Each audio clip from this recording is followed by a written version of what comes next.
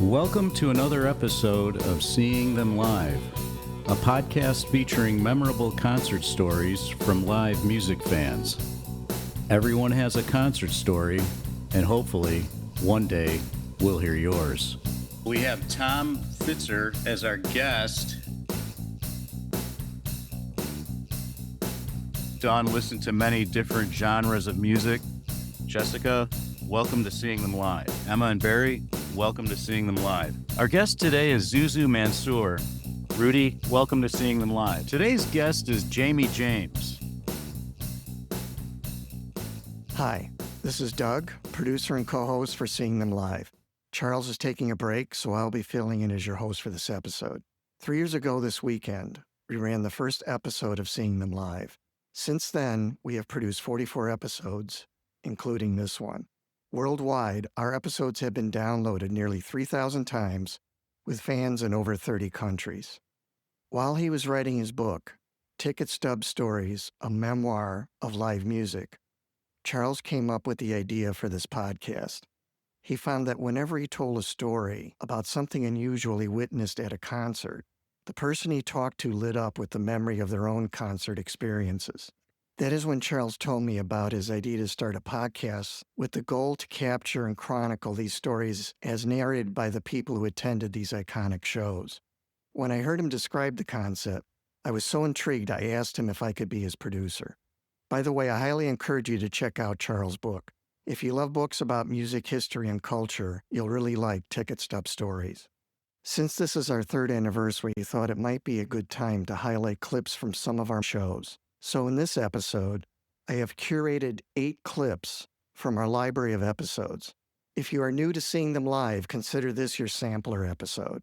In our 3 years of operation, we have captured some compelling stories from a diverse collection of guests, including authors, professional musicians, concert photographers, other podcasters, and average concertgoers. So the clips I will play for you today have been selected because they stand out in some way. As I play these clips and give you my impressions, I will also provide some stats on the podcast that we have accumulated over the past 3 years. Before I start with our first clip, I would like to make an appeal to our fans. If you like the show, please provide a positive rating on Apple Podcasts or your preferred streaming platform. The more positive ratings we get, the better our rankings. Our first episode was released on August 16th, 2023. So, appropriately, our first clip will be from our first episode. Our guest, Tom Fitzer, is a social worker who lives in the Chicago area. I know Tom well because he is also the lead vocalist and guitar player in my band, Wrought Iron Soul. When he was younger, attending concerts with his friends, Tom acquired a reputation for being a bit of a wild man. Among the stories Tom told in our episode is how not just once, but at 2 different concerts at the New World Theater in Tinley Park, Illinois, he got detained in the venue's jail. Yes, they do have one of those. One time for sliding down the venue's grass incline during a rainstorm, another time for impersonating one of the venue's security staff. But the story that I enjoyed the most was when Tom described the circumstances that led him to sing on stage with John Kay of Steppenwolf. Here's a clip from our first episode titled, Tom Fitzer Sings on Stage with John Kay While Dripping Wet. And so it was John Kay and whoever was left in Steppenwolf. So John Kay was the lead singer. Again, Steppenwolf, one of my probably top 15 bands. I think very underrated, and people don't, Born to Be Wild, Magic Carpet Ride, I could never hear again, but there's some just great stuff that didn't get radio played. Anyway, so looking forward to this. I don't think I had ever been to Lyle Fest before. So again, I get these ideas in my head, especially in my early 20s, again, having some beers there with probably, I don't know, 5 to 10 people. I remember my girlfriend was definitely at the time there. So we get, again, it's kind of like a lawn situation, but at this place, there's like a moat or like a small lake that's in front of the elevated stage. And so we're probably like 50 yards back from that and a little bit elevated up on the hill too. And I remember pretty early on when I got there, I looked at things and I said to myself, I'm jumping in the lake and I'm going to get on stage. Like that was an absolute. I don't know if I told anybody that, but I've heard some of my friends retell the story of just like all of a sudden seeing me down by the shore and like doing something. And so this was my idea. And I told Doug this the other day. I walked down to the front, down to the shore. There's some people up there, obviously. And I said, I'm going to swim up to the stage. And they're like, okay. They were like, okay. And I take my shirt off, my pants, I've got my boxers on. And I remember back in the day, they were like, oh yeah, this is why I was remembering it was like around 2003, because I had my very first flip phone, which I got in 2002. And I remember asking this lady to hold this in my wallet or keep an eye on it, don't let it get wet. And I jumped into the lake or the moat and I started to swim towards the stage. And yeah, and so I got up to this stage. Do you know what song they're playing, Tom? Oh, yes. Thanks for reminding me. So I think partially what kind of made this occur, even though it was going to occur anyway, was they were singing the Pusher, which is one of my all-time favorite songs. That's an awesome. I love the guitar riff, and that is so good. Yeah. And it's a pretty, it's about 6 or 7 minutes long. So it gave me some time. Right. I get up there, and again, this is 20 years ago, but I pull myself up on stage. I remember walking up to the mic.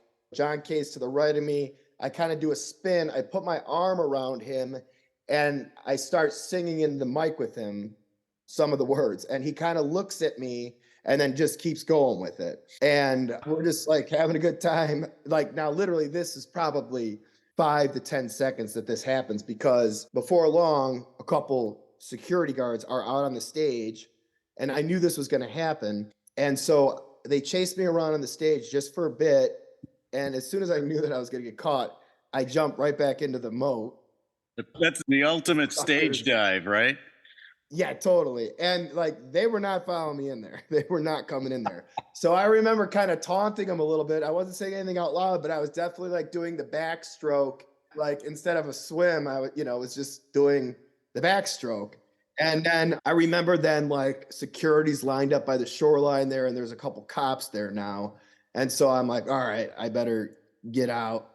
And again, I just kind of get out of there, and the cops are not too bad. And I remember kind of just talking, and they're like, what are you doing? I was like, I just wanted to get up there and sing. And, and they were like, okay. And I remember the cop like radioing on his shoulder and hearing something like, is he being fine? What's he being like? He's like, no, he's being all right. And then I remember on the other end, the guy's like, well, then just tell him to leave. Like, you can't come back. And I was like, thanks guys, I appreciate it. And then like my one buddy was down there already, just making sure things were sorted or whatever. And he's like, I got him. I'll make sure he's out of here.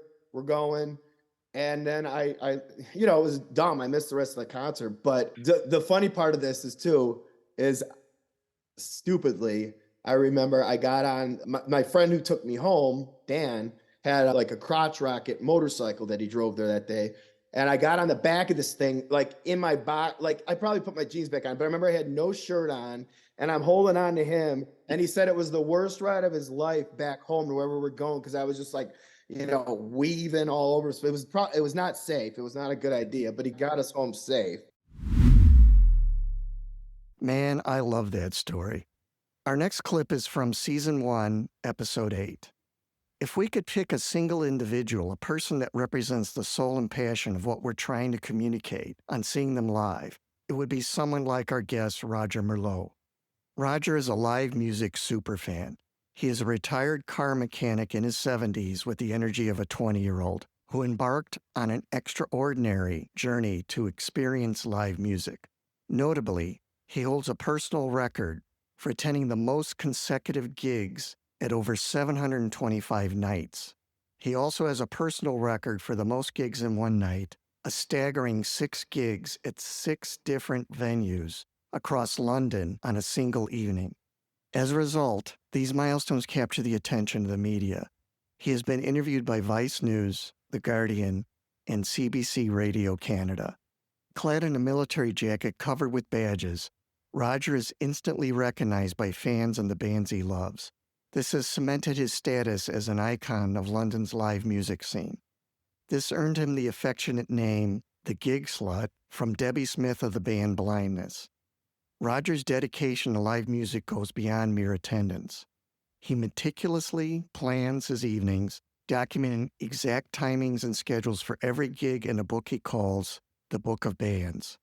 So here's a clip from the episode entitled London's Notorious Gig Master. Okay.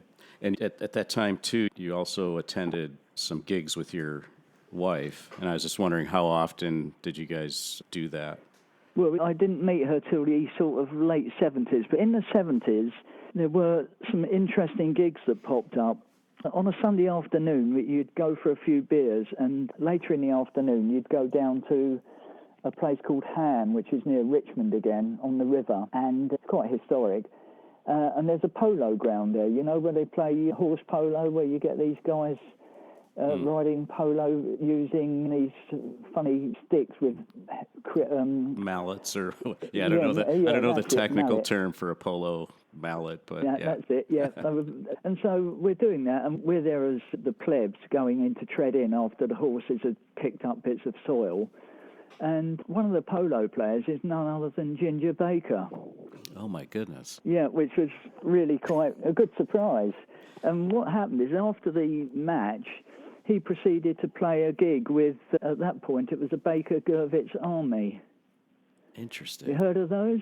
I have not, Roger, no. Well, don't worry, it's Ginger Baker. Eric Clapton went on to do various things from Cream. And Ginger Baker was the one who was always very talented. As a drummer, you don't have the input to make a big band. But he did this thing. They were two brothers. One of them was called Adrian and Gurvitz. And he joined up with them, and for a while they were a band.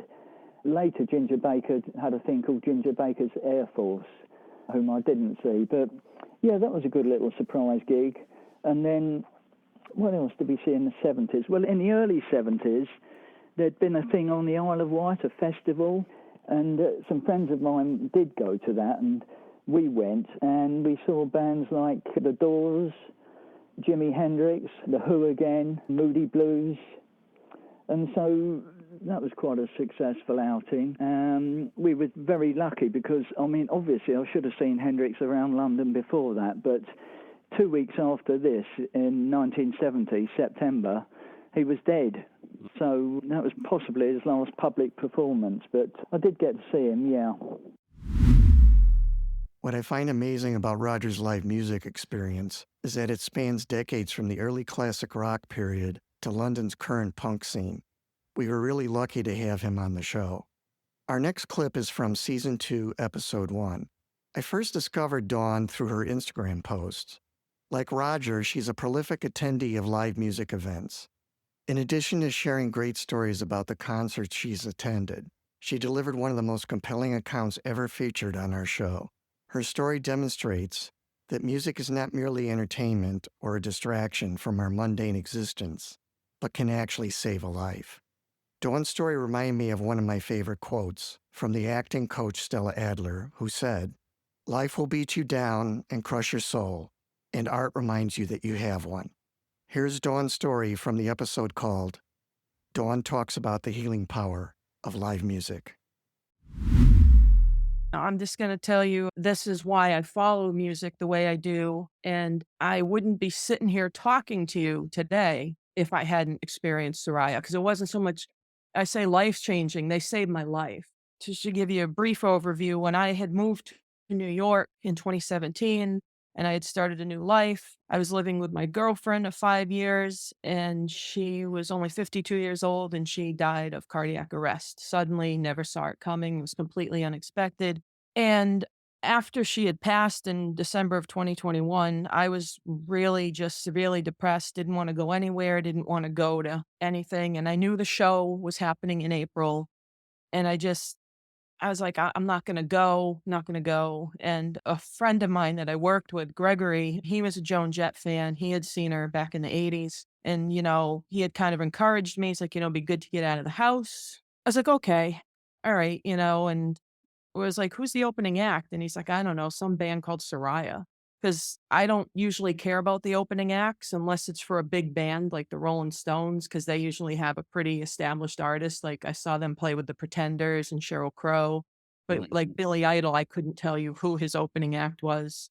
So, I was like, well, let's go check it out. I did look up Soraia. I saw they were a female fronted band, and I'm like, oh, I'd heard the name Joan Jett come up, and I'm like, okay, associated with them as like one of their singers, like, artists that inspires her and that she's a fan of. So I'm like, okay, I think I'm going to like this band. And they came on the stage, their first song, which was Dangerous off of their Dig Your Roots album. And I think my jaw just hit the floor. I was just mind blown. I mean, they were so good. They put on a heck of a show. Every song was incredible. After they were done, I mean, I had good seats. I was probably about 25 rows, floor seats. It was great sound. It was at the Palace Theater, a small venue in Albany, New York. And at the end of their show, Zuzu Mansour, their singer, had said, come by the merch tables. The band will be there and we'll talk and sign autographs and stuff. And I don't usually do that kind of stuff at a show. And I was like, you know what? I think I'm going to go check it out. I might want to buy an album or something. So I went over, and first I met Travis Smith, their bass player, and Brianna Sig, the drummer,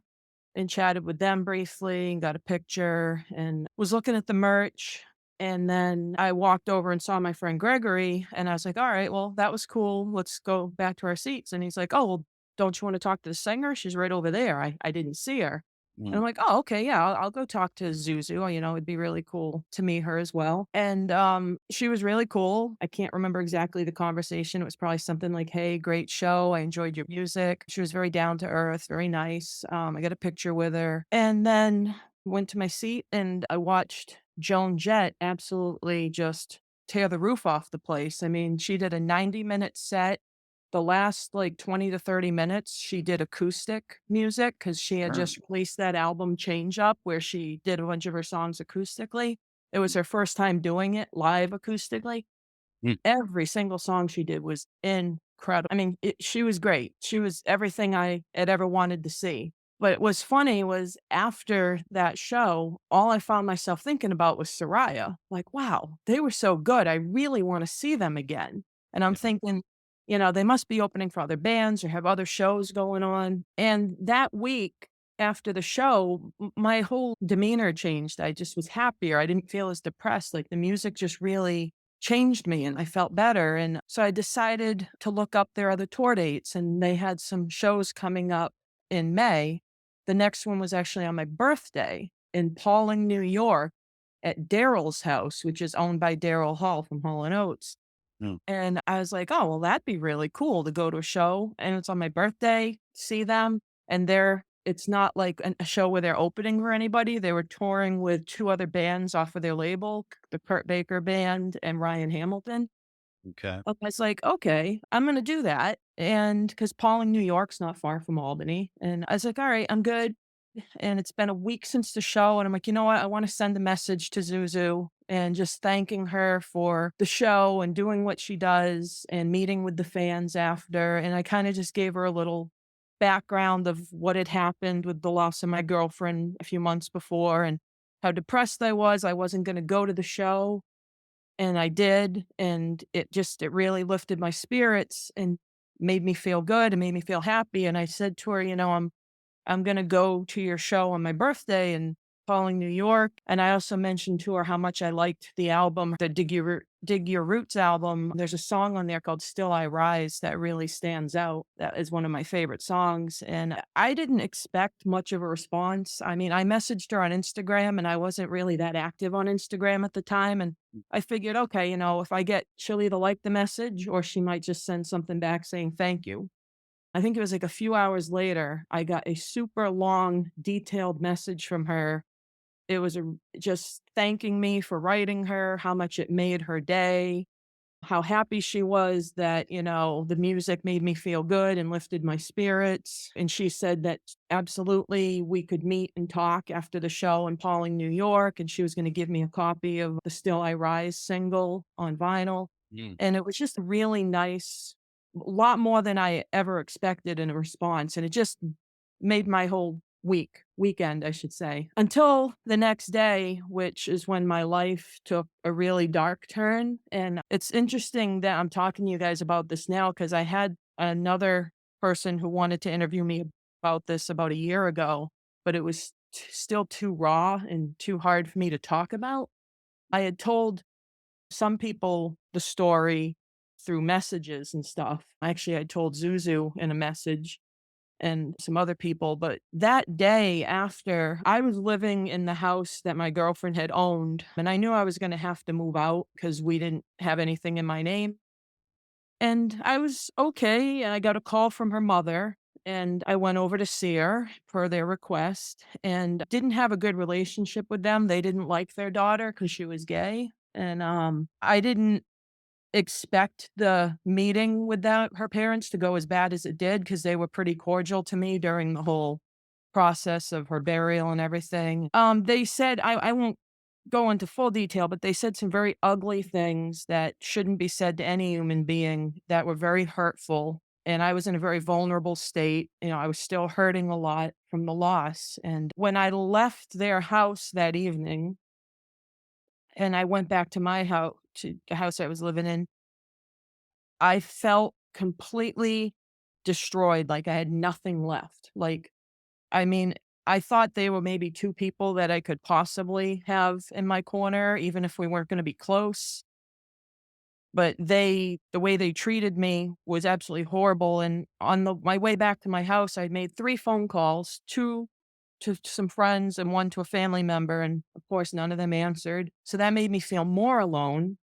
Mm. And, I know I had told you guys that the music pulled me out of a dark depression. It pulled me out of moments away from suicide. I had just given up. I mean, Jen was my whole life, and then to have, excuse me, the 2 people that I thought would be in my corner, even though they didn't have a good relationship with their daughter, I thought they'd still show some support and they weren't there. I just felt alone. So I went in the house and I wrote letters to my family, to my brothers and my mom. And then I grabbed a bottle of oxycodones, I believe it was, that were left over from a back surgery that my girlfriend had had years ago, and a bottle of Benadryl. And I was going to take, I think there was 9 or 10 oxycodones of the Benadryl. I was just going to do it, fall asleep, and be done. And how the music comes into this is I had written the letters, gone outside, put them in the mailbox. And this is a Sunday.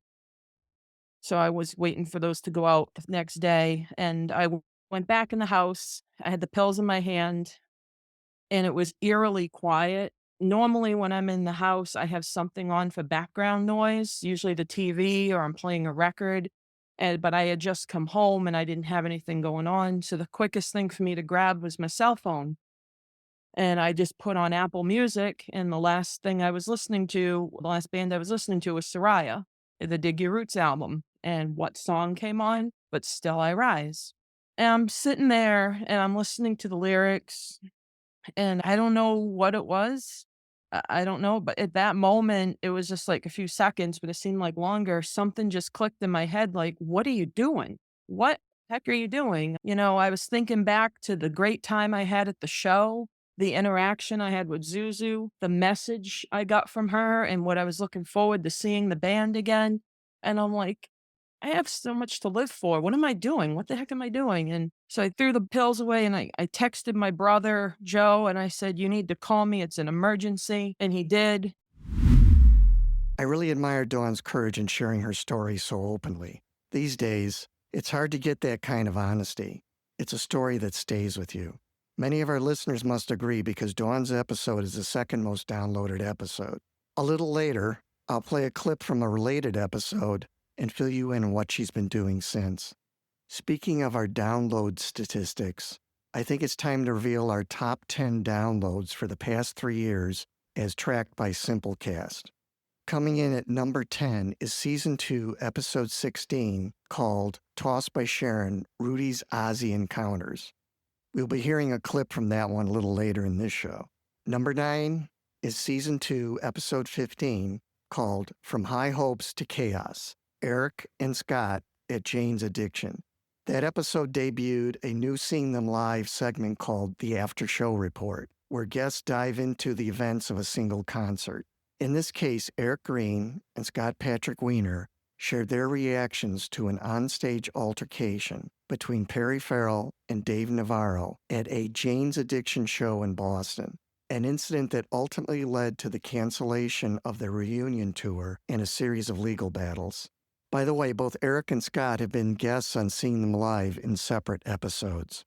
Number 8 is Season 1, Episode 10, Dave Matthews Rescues Pauline. Number 7 is Season 2, Episode 12, From V66 to Lollapalooza, Eric's Concert Adventures. Eric Green was the guest in that episode, and if you remember, he was one of the guests for the Jane's Addiction After Show Report. Number 6 is Season 2, Episode 3, L7 Gives Steve Their Drumsticks. Coming in at number 5 is Season 2, Episode 5, The World's Youngest Concert Photographer.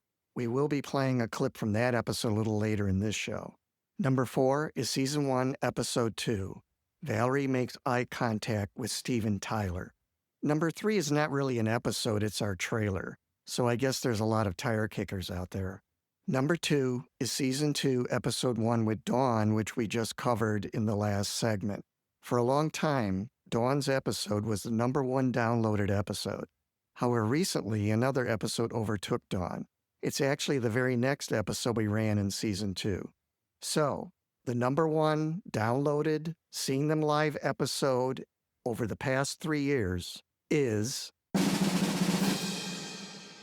Season 2, Episode 2, titled George Michael Sings to Jessica.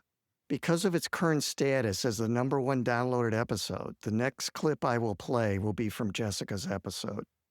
Our guest for Season 2, Episode 2 was fellow podcaster Jessica Katina. She is creator of the Music Notes with Jess podcast, a weekly show focused on the latest trends in the music industry.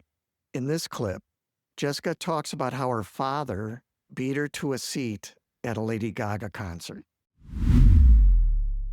So if we move to your most surprising concerts, there's one in 2018 with Lady Gaga at Citi Field. Yes. And again, I think the surprising thing for you was that it ever happened at all, right? Because of the weather. Yeah. So I don't know how it is where you guys live, but we get notorious rainstorms over the summer. It's practically hurricane season. And there's once in a while where we can even get a nor'easter where you literally have to look outside to make sure it's okay to just even be outside. And from working in radio, I can tell you that normally, once you see that things have to be taken into consideration for safety, you cannot go outside if there's any thunder and lightning, because lightning, you don't want to play with that. Right. So Citi Field is where the New York Mets play, and there's no coverage at all. It's just an open arena where you're just there. It's you and the sky and the Mets. That's it. So what happened was 2 of my cousins had asked if I wanted to go see Lady Gaga with them. So I said, sure, that sounds cool. She's awesome. So we were looking at the forecast and we didn't even know it was going to happen. So to play it safe, my dad offered to give me a lift because I lived in New York at the time. And I had one cousin in New Jersey and another cousin who would work nearby in the boroughs in Brooklyn and Queens. So to be safe, my cousin from New Jersey asked if she could sleep over regardless of the concert happens or not. And I said, of course. So that was our plan. And we continued to just go into the concert regularly. And then a few hours in, I get a text message from my dad saying, I got in. And when I say you got in, I was like, inside the venue, because it was pouring outside. It was literally a downfall where it just did not stop raining. I could show you the pictures. I don't know if you saw my Instagram, but you literally see, looks like there's a hose right behind Lady Gaga singing. It was messy. It did not look good, even though she did great. But my dad said, no, I'm in. I'm on the ground floor. They gave me a free ticket. And I was like, I hate you. He scored some great seats, huh? Yeah. And what's crazy? I really believe in this, but I believe he got those tickets because of good karma, because He was staying at the bar area right by Citi Field, and someone was going to the concert, and they didn't expect it to just rain like this the whole time. They were just thinking that it was gonna stop eventually, but it didn't, so he actually lent someone or gave someone his umbrella that he had. So he was watching Lady Gaga in the rain, and he happened to see in the box office if there were some extra tickets, and they just slid it to him out of sympathy. Wow. Yeah, that never hurts to ask, right? I love that story, not just for the wild weather and the Lady Gaga spectacle, but for the way it turned into this unexpected moment of good karma. Sometimes the best concert memories aren't just about the music, but about the little twists of fate that happen along the way. For this next clip, imagine that you are a sought-after concert photographer. You have backstage experience photographing some of the biggest acts in pop and rock music, including Jane's Addiction, Olivia Rodrigo, the Black Crowes, Joan Jett, Duran Duran, the Pretenders, and Guns N' Roses. Now, imagine that person is an 8-year-old girl. In Season 2, Episode 5, we interviewed Barry and his daughter Emma. At just 8 years old, Emma has already photographed numerous prominent bands and artists, thanks to the mentorship of her father Barry, a seasoned freelance photographer who began his career in 1997 working for Jam TV. Barry has a rich history in photography, contributing to notable publications as the Rolling Stone Network, RollingStone.com, Forbes magazine, and wire services like Getty Images and the Associated Press. So here's a clip from the episode titled, "The World's Youngest Concert Photographer." Yeah, it worked out too. You picked up a couple more souvenirs, didn't you? Yes. At the end of the show, this guy was wrapping up all the things for the show, and he was passing out guitar picks. And he passed me one. He passed me a Mike Campbell one, but then he said, "I can give you something even better." And it was a Tom Petty one, and that was from their last show. Well, wait, you got a better story than that. Hold on. So the crowd demanded you get a set list, right? And then he said, "Oh, I have a guitar pick for you." So he gives you a Mike Campbell guitar pick, right? Yeah. And then he goes, "Hold on, I can do one better." It's basically it's Mike's guitar tech is who it was, and he goes into his little bin and he goes around and he comes up with a Tom Petty guitar pick. He hands it to you, and then you hand it to me, and what happened? And he says, "Hey, don't take that." And then you say, "Well, I'm her father." I said, "Hold on." So he thought I was stealing it from a 6-year-old or however you. So it got to this really weird moment, and then he goes, "Okay, sorry. Okay, yes, of course you're her dad." So yeah, it got weird for a minute. So it was literally the last Tom Petty tour. Wow. That was pretty cool. I mean, believe me, I'm jealous of that guitar pick. Yeah, Barry, you're not the only one who's jealous of that guitar pick. Our next clip connects to our interview with Dawn. If you remember from that clip, Dawn was a big fan of the band Soraia. Dawn became close friends with Zuzu Mansour, the lead singer of Soraia. After our interview, Dawn encouraged us to reach out to Zuzu so we could invite her to be a guest on the show, and she agreed. For background, Zuzu Mansour is the dynamic lead singer of the Philadelphia-based band Soraia. Soraia has opened for major bands like Joan Jett and has collaborated with major artists like Steven Van Zandt and John Bon Jovi. In this clip, Zuzu talks about how their music has influenced and saved fans like Dawn. If we could switch gears for a second here, Zuzu, I wanted to talk about your fans, your fan base, or just fans in general. And one in particular we had on, and this is how we kind of connected with you, was through one of your fans. Dawn Fontaine was on the first episode of our second season here at Seeing Them Live. I know you had listened to that episode, and her story was so powerful that, she literally says that your music, your performances, and your interactions with her literally saved her life. Just briefly, what kind of impact did that have on you and or the band when you hear something like that? I feel like that's what music did for me. I think it's a beautiful thing, and I don't take credit for it. Like, I go, she heard the message she was supposed to hear when she heard it, and we happen to be the medium of her hearing it. Like, I don't ever get pompous about that. I don't ever get pompous about like the gift of songwriting either. I cultivated it and I did the hard work, but I know that that's to me a God-given thing. And I'm a strong believer in higher power, and whatever your religion, that doesn't apply. It's really just that I know, all my job is to do what I do, share my experience and share my hope. Some of us have been given a second chance at life. You know what I mean? And that's what I have to share. Like, I can't make up that experience, and I can't not be the underdog. That's who I am. And I think that speaks to people. There was a guy who came to our show and said, I had my suit laid out and was ready to commit suicide, all my notes written, and your song Jolene saved my life. And I think that's the first time I ever heard that. I realized the power of that. It's not for me. I think what I realize when I hear that is, first of all, we love Dawn. I mean, we love Dawn anyway. Dawn is like us. So that's why we love her, not because we saved her life or our music saved her life. It's because she's a fan and she gives to us as much as we give to her. Like, literally, like, there's no way we would keep doing it otherwise. We didn't hear that story.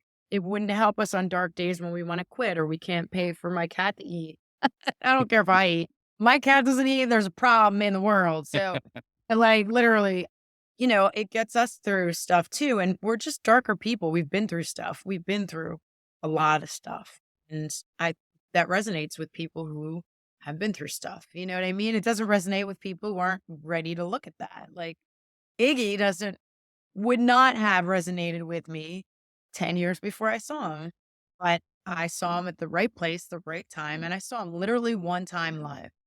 Changed my life, saved my life, probably saved me from a career that would have killed me, to be honest. And that's not why I got into music. I had to remember that. So when I hear stuff like that, I think I have more in common with her than she probably realizes. I said the same thing to Joan Jett. When I met her, I said, you saved my life. And I was like, why would you say that?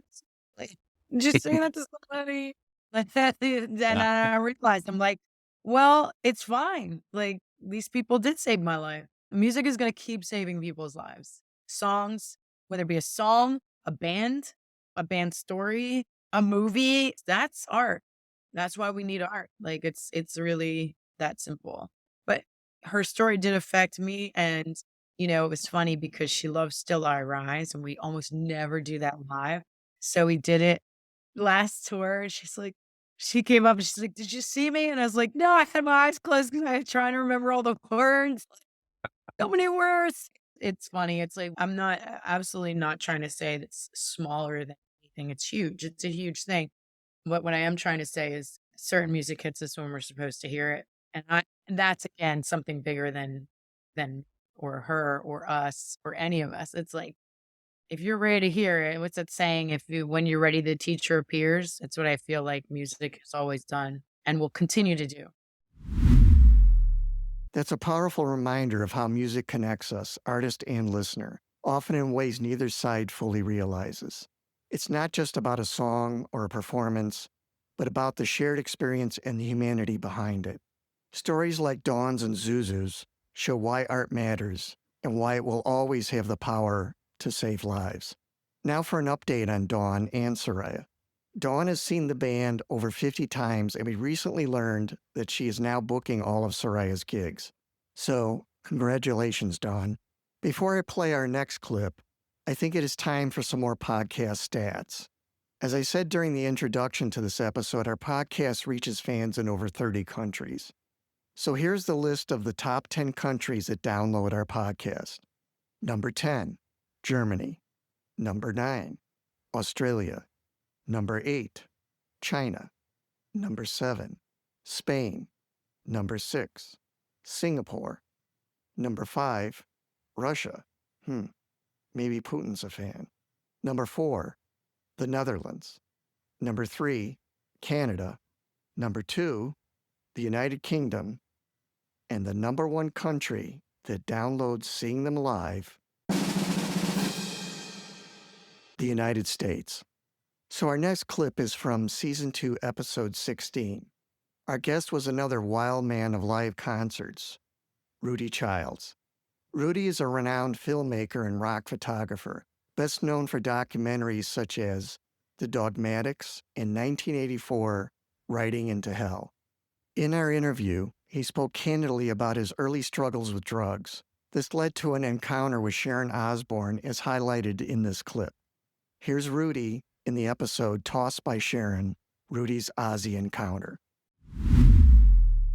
Yeah, you mentioned that on your website, and it's part of, I guess it's all chronicled in your untitled book, or the working title of your book is Riff Raff and Rock and Roll. And so you talk about these interesting stories, just a few highlights from the book. And you do talk about your struggle with drugs and such. So again, I encourage people to check out these stories, but a few that stood out to me, and I'm not going to go in any particular order. You had a run-in with Sharon Osbourne. Was it Ozzy Osbourne concert or a Black Sabbath concert or?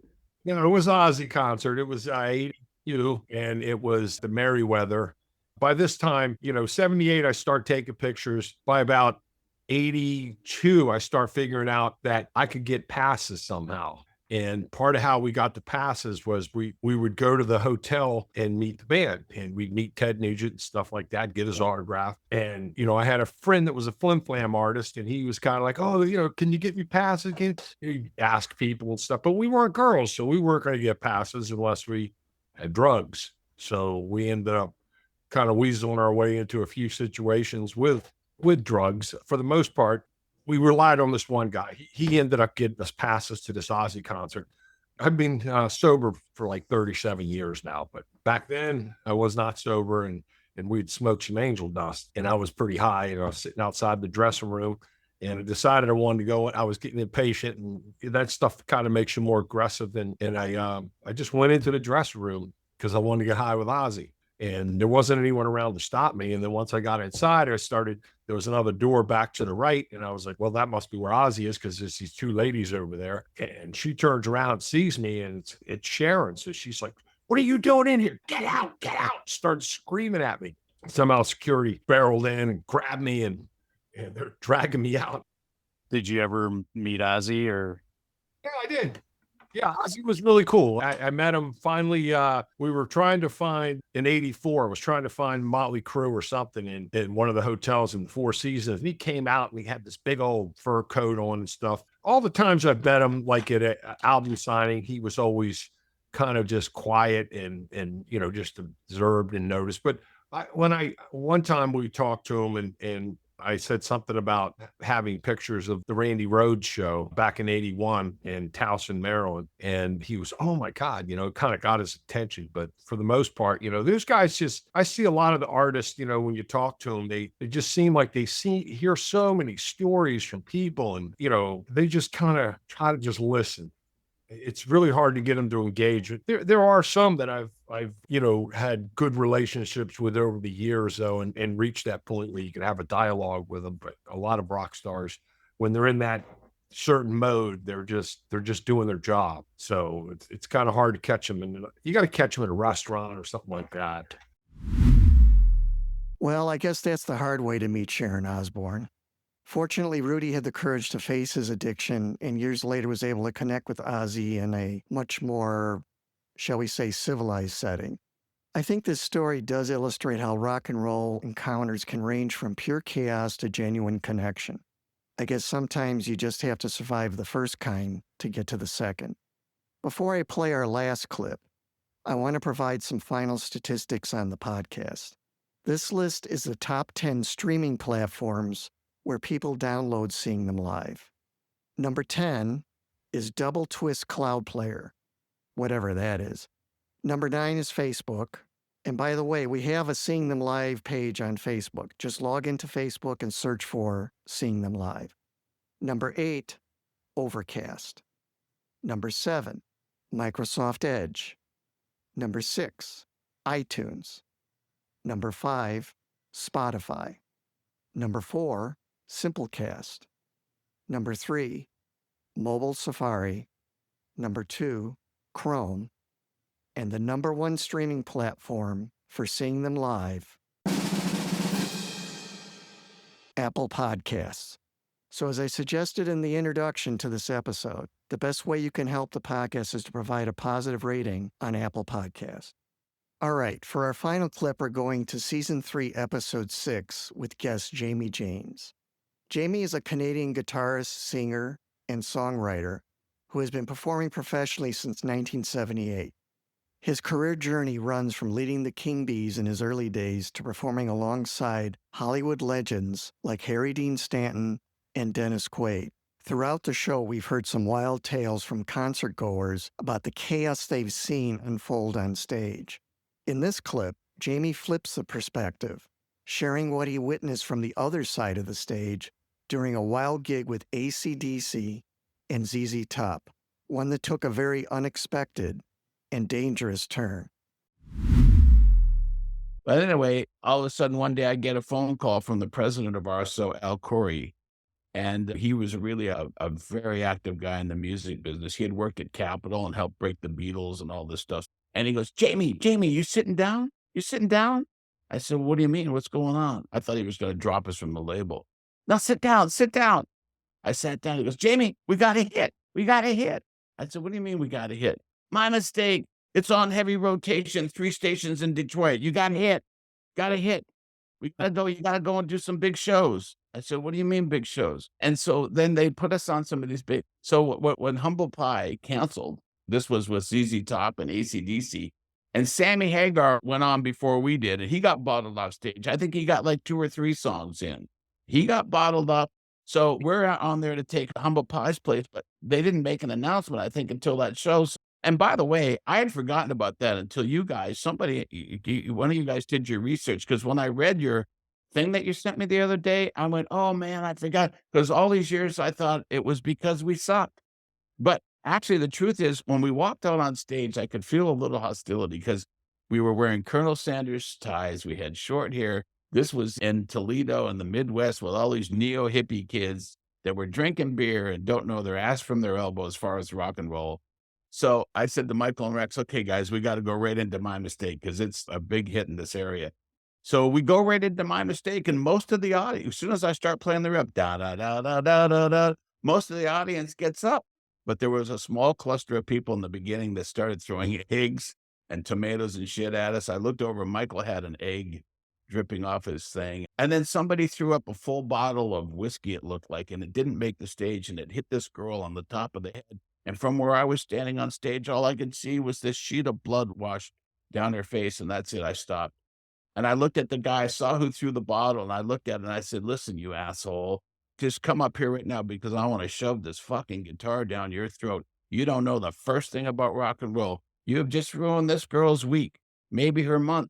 You know, what are you coming for music and you're going to do something like that? I was upset, man. So they dragged me off stage, and we didn't even get a whole song, and that was before My Mistake was finished. Oh my goodness.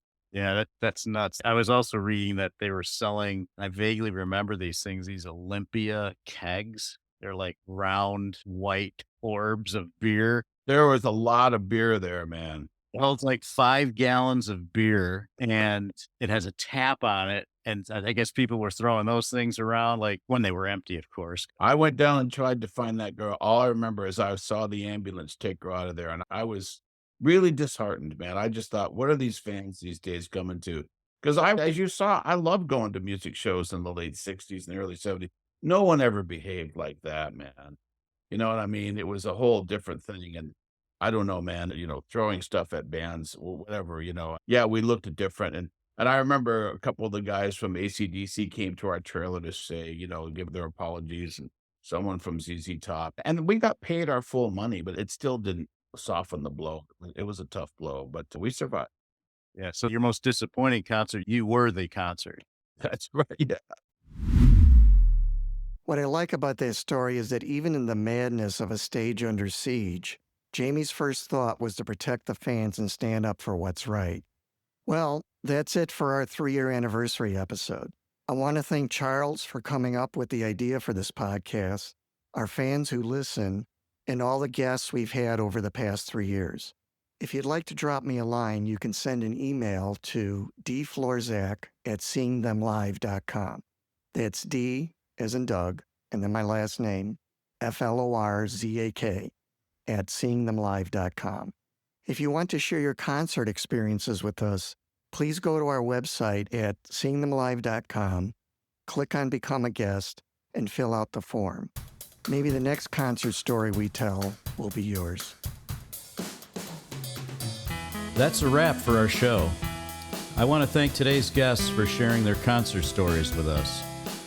Make sure to check out our show notes at seeingthemlive.com for links to websites, photos, and other artifacts mentioned in the show.